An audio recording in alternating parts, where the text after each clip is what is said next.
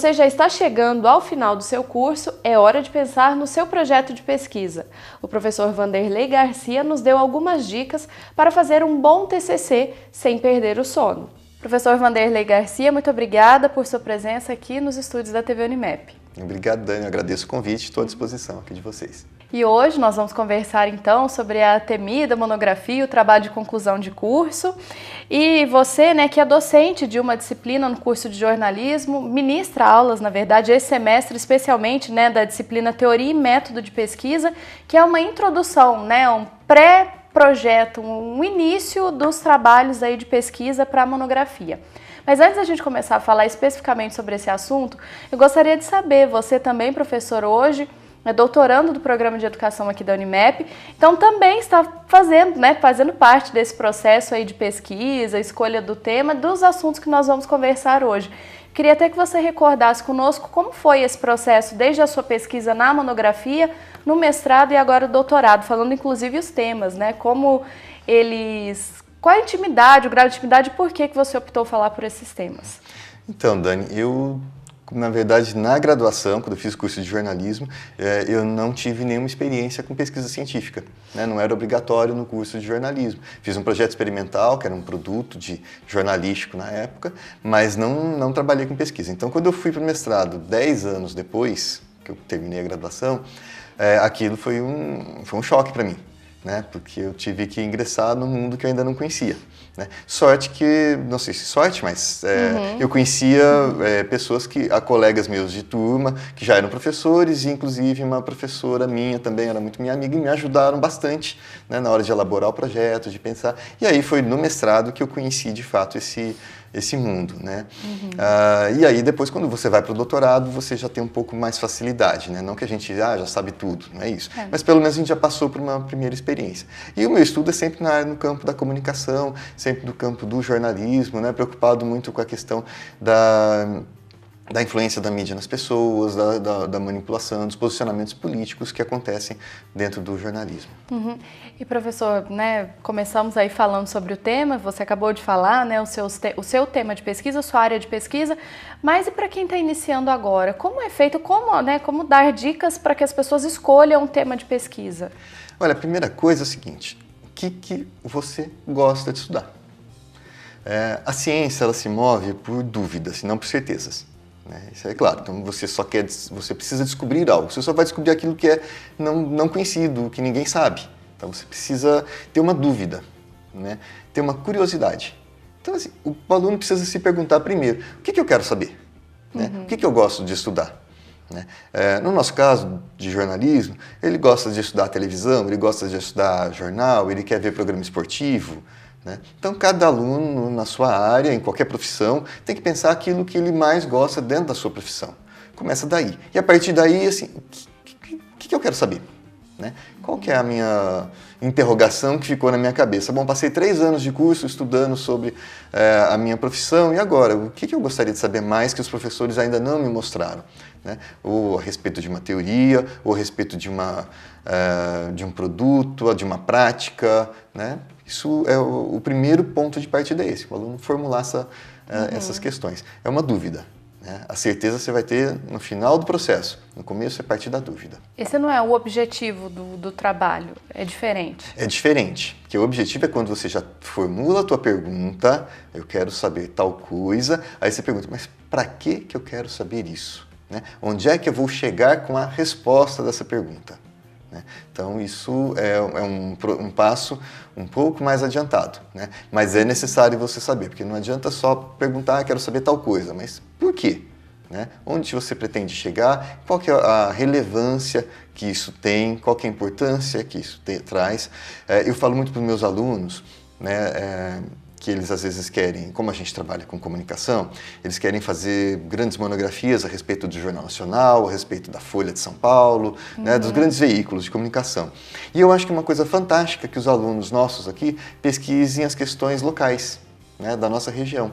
Então, às vezes, aquilo que não tem nenhuma importância, nenhuma relevância para um aluno, sei lá, de uma universidade de São Paulo ou do Rio de Janeiro, para nós aqui, ela é muito importante. Porque só nós aqui, só a universidade que está no interior que vai estudar as coisas do interior. Essa também é uma questão importante. Então é legal, e às vezes é onde o aluno vai atuar, é onde ele vai trabalhar. Então é legal que é a oportunidade dele conhecer muito bem também esse ambiente. Fora o ineditismo da pesquisa, né? Porque Sim. às vezes você pega esses veículos, esses grandes programas, muitas pessoas já estudaram sobre isso. Sim, e aí você, veja, às vezes tem um aluno fazendo projetos para estudar os jornais de Piracicaba ou aqui da região, emissoras de rádio, emissoras de televisão da região, e ninguém vai fazer isso. E essas coisas vão mudando, esses jornais um dia eles mudam, eles fecham, outra rádio vem, e esse registro fica.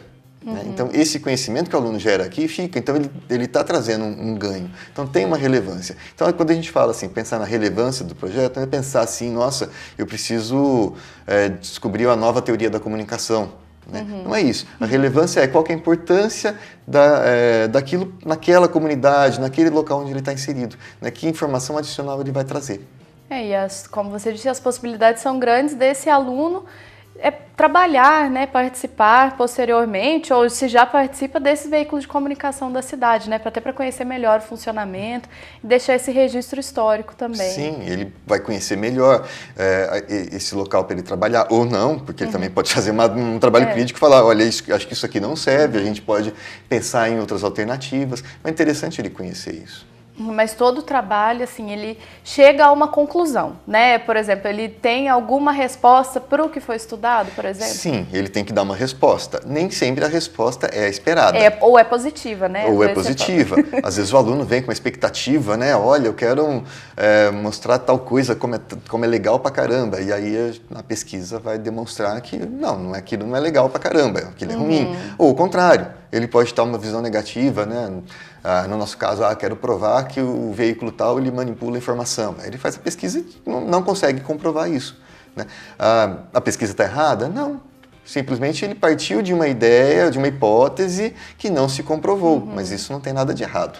Né? O importante é que ele tenha rigor na hora de elaborar a sua pesquisa, rigor na hora de elaborar os seus objetivos, a sua metodologia, para chegar ao resultado. Para que o resultado não seja apenas dizer que era o que eu pensava. Né? Se você já pensava e chegou exatamente naquilo, então não precisava ter pesquisa. A pesquisa é justamente para trazer algo novo, ou que aprofunde aquilo que você pensava, ou que negue o que você pensava. Né? Isso também é muito importante. Eu gosto de explicar para meus alunos uma coisa bem simples. Imagine que eles vão pegar uma criança e vão verificar se aquela criança está com febre. Então, assim, primeiro a gente precisa saber a pergunta. A criança está com febre? Né? A relevância, por quê? Né? Porque, conforme o resultado, eu vou tomar uma atitude diferente. Eu posso mandar a criança para a escola, normal, vai estudar, porque não tem nada. Posso deixar em observação ali, vou ficar olhando, ver se a febre aumenta mais ou não, posso dar um remédio, eu posso correr para o hospital, dependendo do grau. E como é que eu faço isso? Eu primeiro preciso de uma metodologia. Né? Que método eu vou usar? O mais comum é o uso do termômetro. Né? Mas também pode colocar a mão na testa, que aliás é o primeiro que a gente faz, né? Põe a mão na testa. Esse é um método de verificação. Põe a mão na testa e vê. Aí depois você vai... Tem pais que nem usam termômetro, tem outros que põem a mão na testa e depois vai para o termômetro. Mas é o método. O termômetro te dá um resultado. Você vai ler os dados. Né? Você olha lá no termômetro e veja. 36,5, 37, 38, 40. É um número só. Como é que eu vou saber o que fazer? Alguém lá atrás já estudou e já escreveu algo dizendo 36,5 é a temperatura normal do ser humano, 37 é o estado febril, acho que é isso, 38 acho que é considerado febre. Veja, esse é o referencial teórico. É alguém que estudou sobre aquilo e que nos dá a luz sobre aquilo que nós estamos lendo. Então, quando eu olho o termômetro e vejo, está com 40 graus, né, eu vejo no meu referencial teórico, 40 graus é febre alta, eu preciso tomar uma decisão. E aí eu já sei mais ou menos que decisão tomar. Ou dar o remédio, ou conforme o caso, se eu estiver inseguro, se tiver algum outro quadro além disso, eu vou para o hospital, levo para o pediatra, ligo para o pediatra. Né? Então veja que essa é a fórmula. Então o que a gente tem que ter? Um método, que é o termômetro, um objetivo, saber se tem febre. Para quê? Qual a justificativa? Para tomar uma decisão do que fazer e o referencial teórico que diga quando é febre, quando não é. Então, Então esses são todos os itens obrigatórios no projeto de pesquisa. Em resumo, sim. Né? De maneira bastante simplificada. Sim. Mas esses são os pontos que precisam aparecer. Tudo isso tem que estar muito claro né, no projeto de pesquisa. E agora com relação à fundamentação teórica, nessa hora, principalmente durante esse pré-projeto, que os alunos contam muito com o apoio dos professores, né? Porque às vezes, como encontrar autores que falem desse assunto? Pesquisas na internet mesmo? Onde buscar, né? Olha, a internet é uma coisa fabulosa para pesquisar. Só que ela também é super confusa, porque tem de tudo. Mas é uma ferramenta maravilhosa.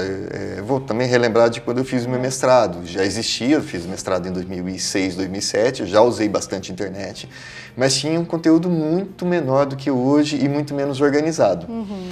Eu recomendo de cara que os alunos, quando resolvem assim, qual que é meu tema, qual que é minha pergunta, né, que façam a sua pergunta para o Google Acadêmico. Entra no Google Acadêmico, não é o Google comum, normal. É só escrever no Google comum, Google Acadêmico, ele vai te dar o link para lá, que é o Google destinado a pesquisadores. E ali ele encontra livros, teses, monografias, artigos, trabalhos de congressos, tudo ali. E aí você faz a tua pergunta para o Google. Coloca as suas palavras-chave. Quais são as palavras-chave?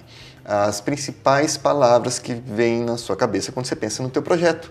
Se você fosse resumir o teu projeto de pesquisa em 4 ou 5 palavrinhas ou expressões, né, quais seriam elas? Joga no Google Acadêmico. Ele vai te dar uma lista enorme de trabalhos. E ali você começa a olhar o que tem a ver com a sua pergunta.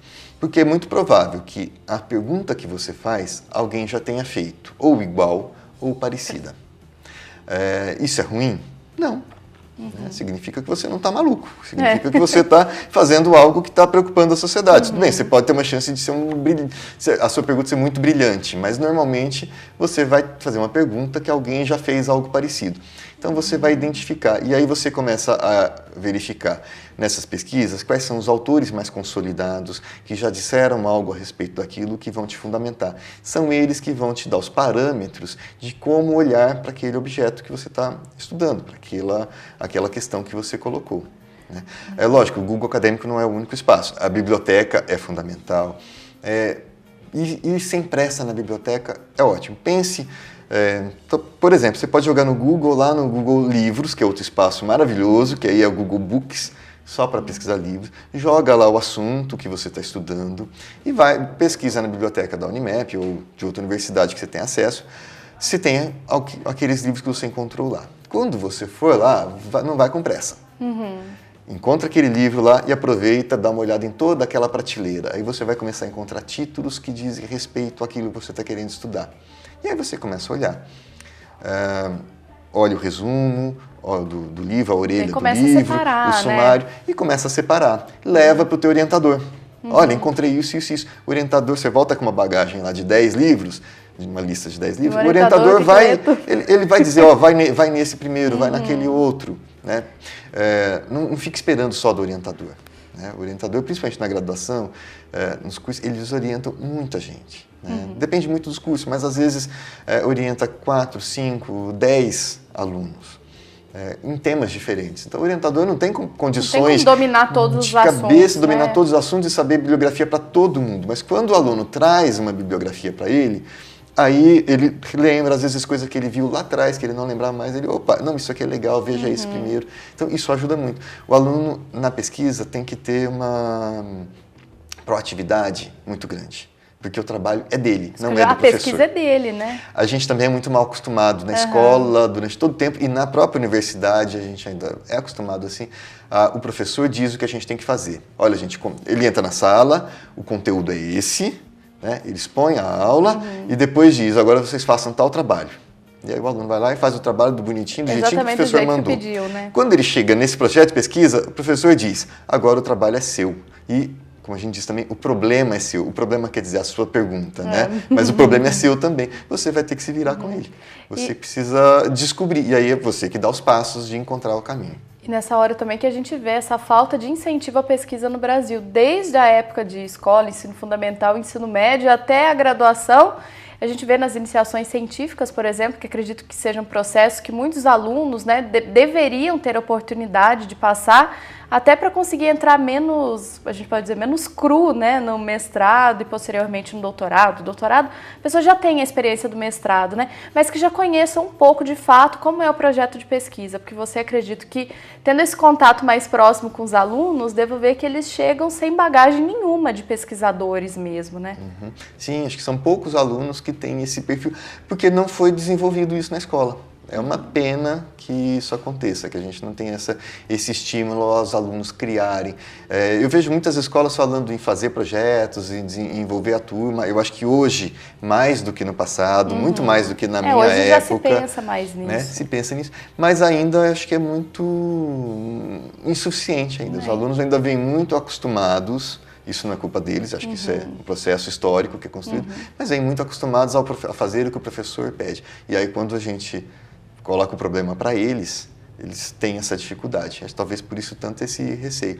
E a gente aprende muito mais, mas muito mais fazendo a pesquisa, tendo a liberdade e tendo, não só a liberdade, mas tendo a responsabilidade de encontrar as respostas para o problema que a gente Que não ter preguiça de estudar, né?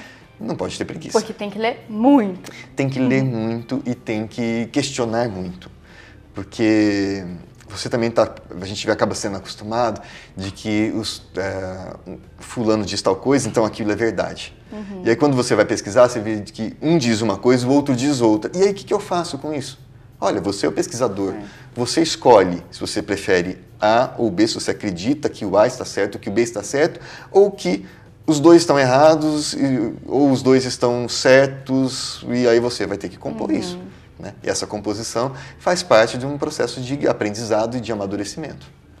Tá bom, professor. Muito obrigada pela sua presença aqui no nosso programa. Acredito que tenham sido dicas valiosas para quem está nesse processo aí de escolha do tema ou já iniciou aí o seu projeto de conclusão de curso. Dani, agradeço o convite e estou à disposição, que espero ter ajudado. Espero que alguma luz para quem está começando esse trabalho tenha sido dada a partir de hoje.